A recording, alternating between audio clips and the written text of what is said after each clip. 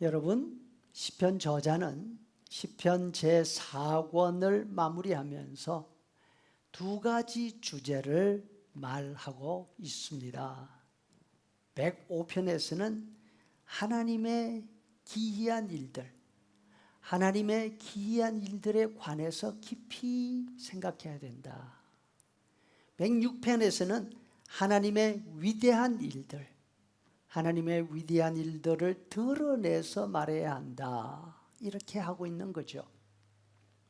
그렇다면 시인이 감탄하며 노래하는 하나님이 하신 놀라운 일들은 무엇입니까?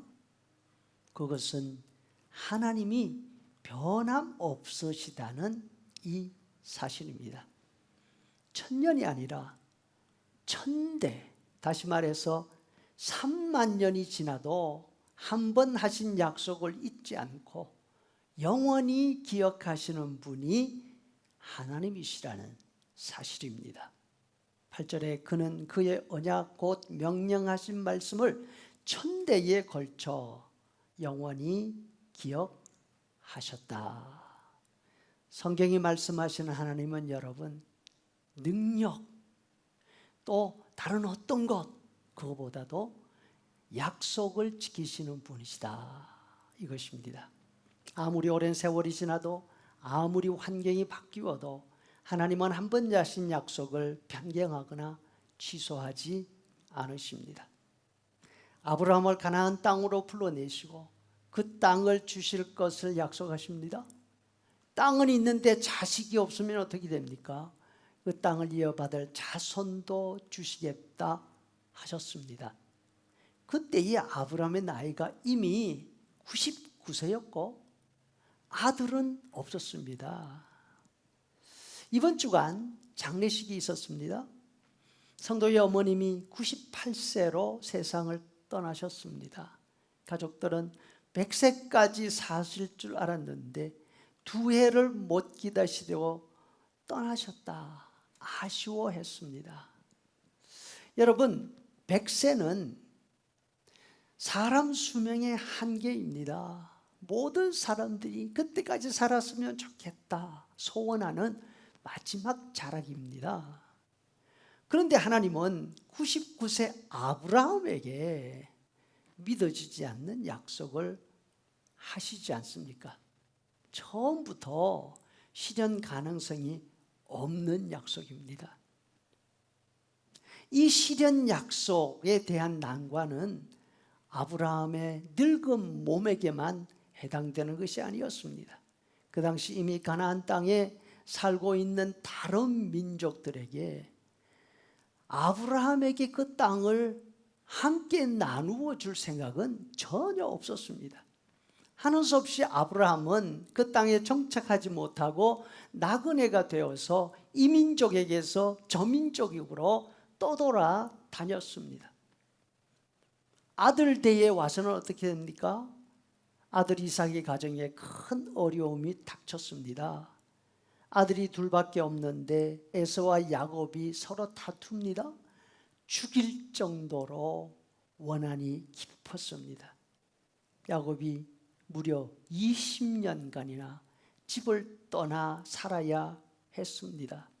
가족 간의 불화는 대를 이어 계속되었습니다. 야곱 때, 손자인 야곱 때에 와서 두 어려움이 한꺼번에 몰려옵니다.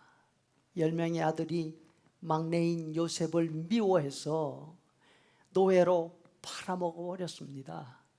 야곱은 슬픔으로 인해서 10년이 넘는 세월 눈물로 살아갑니다. 또 하나의 어려움은 무엇입니까? 그 땅에 지독한 가뭄이 들었습니다.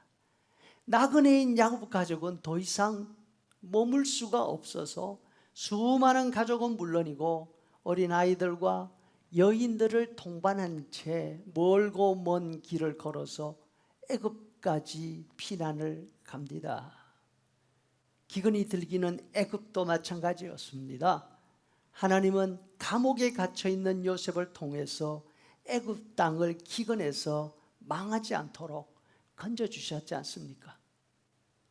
그런데 애굽 사람들은 아주 불성실했습니다. 세월이 흐르면서 요셉의 공적을 잊어버리고 그 후손들을 노예로 만들어 버렸습니다. 그럼에도 불구하고 하나님의 약속은 중지되지 않았습니다. 하나님은 변경하시지도 포기하시지도 않았죠. 애굽 땅 노예 생활에서 벗어나게 해주셨습니다. 결국 큰 민족이 되어서 가나안 땅으로 돌아오게 해주셨습니다. 44절에 여러 나라의 땅을 그들에게 주시며 민족들이 수고한 것을 유산으로 가지게 하셨으니 이는 그의 종 아브라함과 그의 거룩한 약속을 기억하셨기 때문이다. 약속을 지키시는 하나님은 약속을 기억하고 있으실 뿐 아니라 그 약속을 완벽하게 이루어 주실 수 있는 능력도 가지고 있으셨습니다. 다시 말해서 신실하신 하나님은 능력의 하나님이신 것이죠.